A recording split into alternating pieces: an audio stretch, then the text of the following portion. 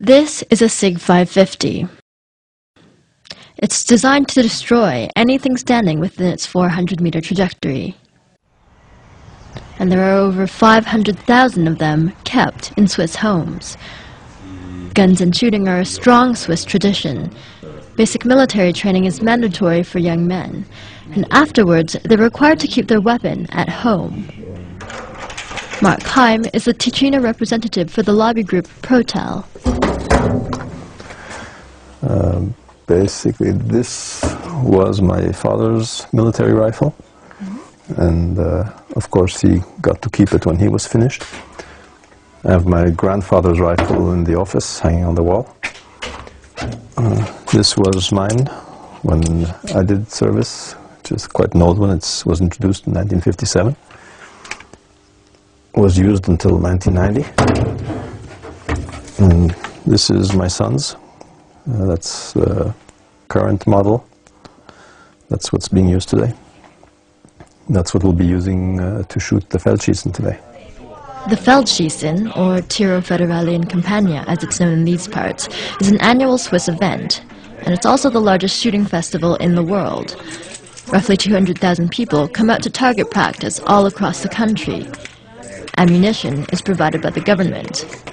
Heim goes regularly to this range, and it's often a family affair.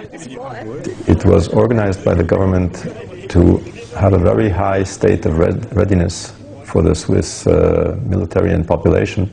The target has always been that within 24 to 48 hours, Switzerland could mobilize a pretty large army, I mean, even by European standards.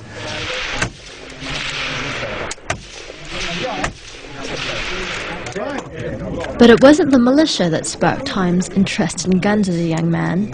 It was an unassuming trip to a Holocaust museum. I was going through all the exhibits and the soap and the lampshades made of people's skin. And while I was looking, I heard a funny noise, and there was an old woman maybe 2 meters from me, and she was trying not to cry. She was sort of sobbing very quietly. She was holding it back. If she had been a few meters further away, I wouldn't have heard her. And she obviously had gone through that. That's when the whole impact of it hit me. And I promised myself I would never be in her situation.